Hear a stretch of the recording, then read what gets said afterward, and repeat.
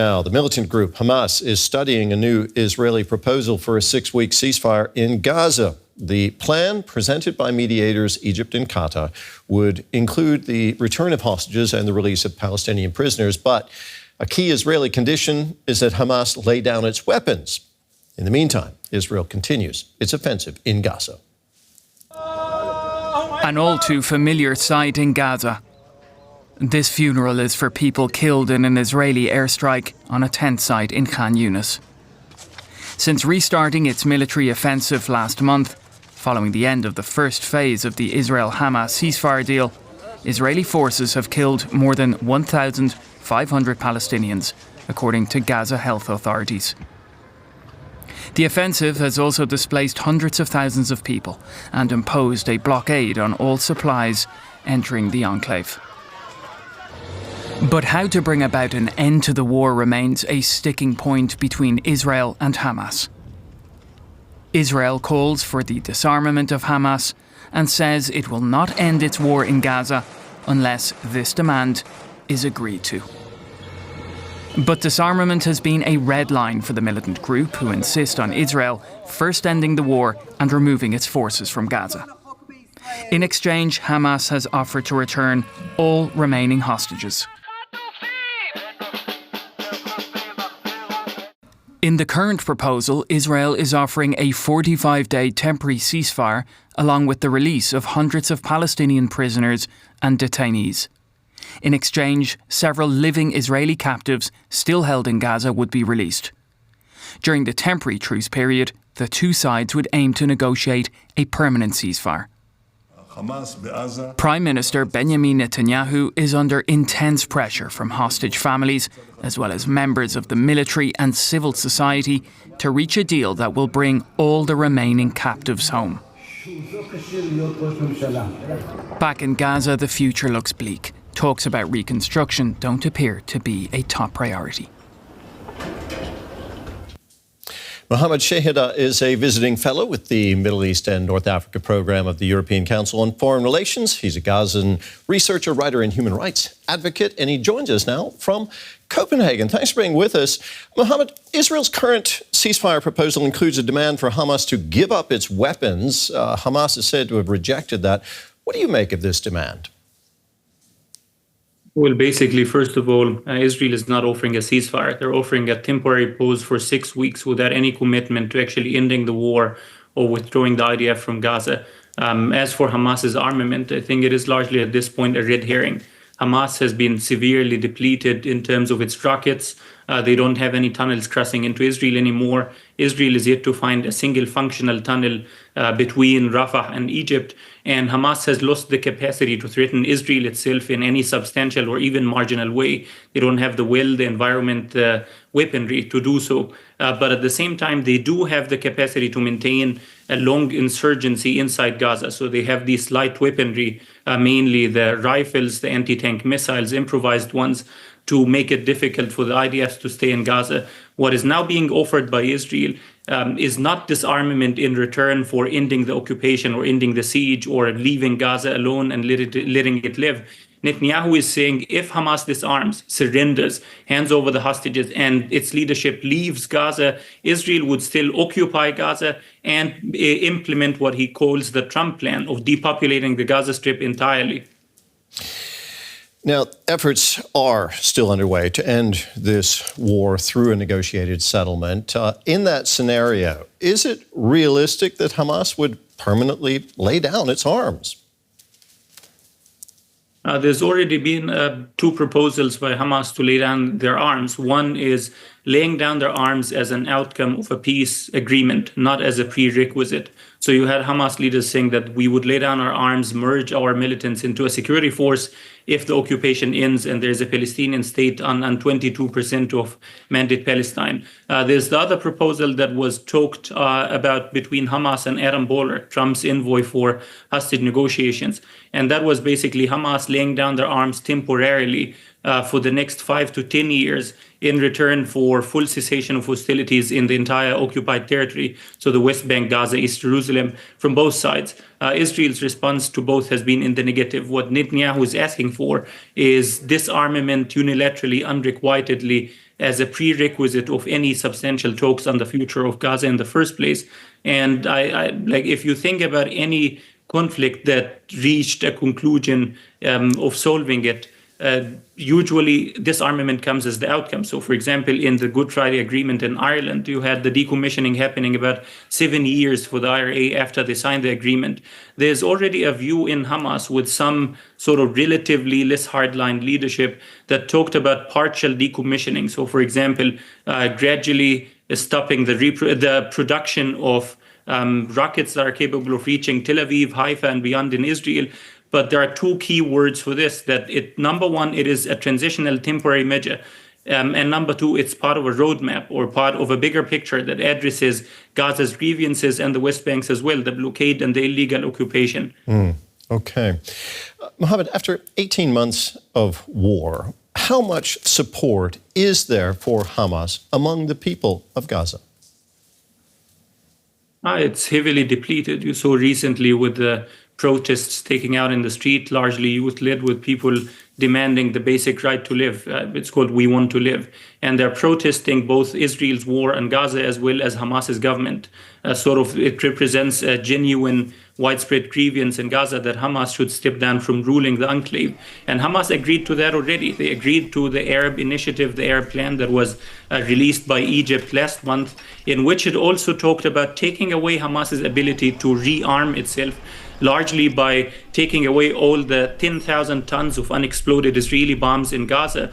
The Egyptians would be the ones doing that because Hamas's main source of weaponry is recycling these unexploded Israeli ordnance.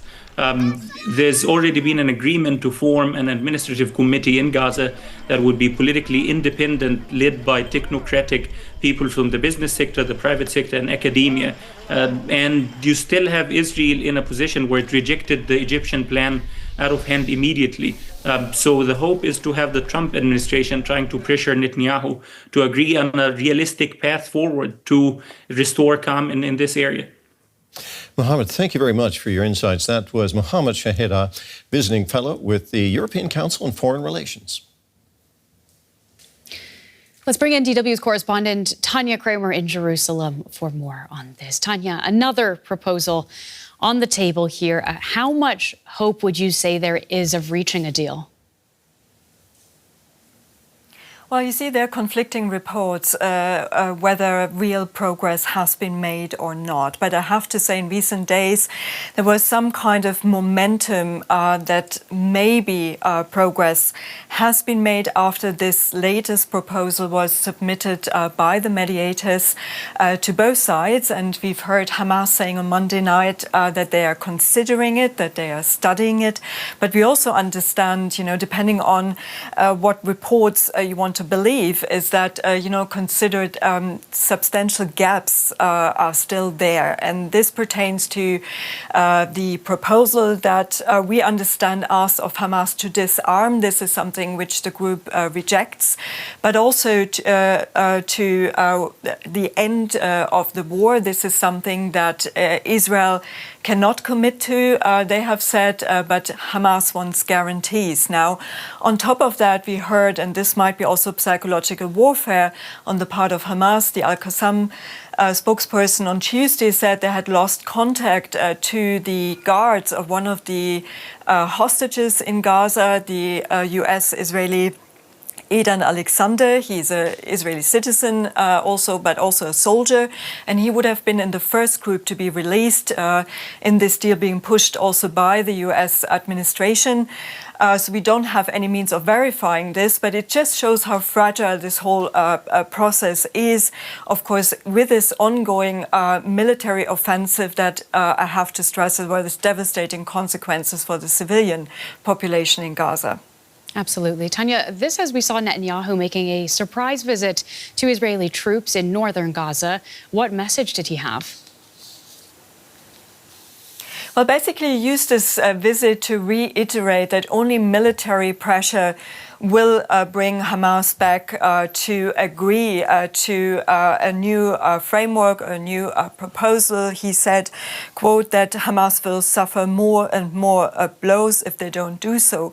But what we are seeing in Israel, it seems there is really a widening gap between what the government wants and what the public wants, at least a majority of the public. And we've seen in recent days, there have been a lot of people coming out with petitions from different professional groups. The first ones were former Air Force men. Now we have intelligence officers from the army, from the paratroopers, to doctors, to artists, all calling on the government to put the priority on getting out the hostages first, and then also to end the war with it and to deal with Hamas at a later stage. And they're expressing their frustration at this government and as Prime Minister Netanyahu, basically saying that they think he's guided by his own personal political considerations and not national security considerations. Now, Prime Minister Benjamin Netanyahu has dismissed all of that, and we have still to see what impact this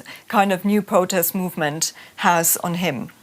Tania, thank you very much. That is our correspondent, Tania Krämer in Jerusalem. Well, for more on this, let's bring in Mairav Zonszein. She's a senior analyst with the International Crisis Group and joins us from Tel Aviv. Mairav, these ceasefire talks keep going round and round in a loop while the suffering continues. Why is it so difficult to get a deal?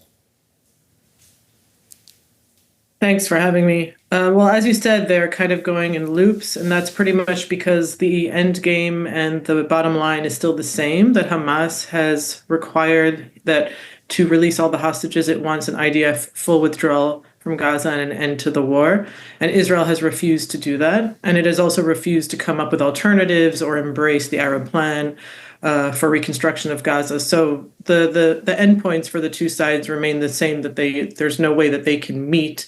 So these efforts now by Israel to kind of strangle further the strip, withhold all aid, really, and put a complete siege as a way to pressure Hamas to free hostages, at least a few, without the requirement of ending the war. And in Israel, it's being, constantly proposed as something that is getting closer and closer, but there's nothing to indicate that Hamas would agree to do that without guarantees for an end of war.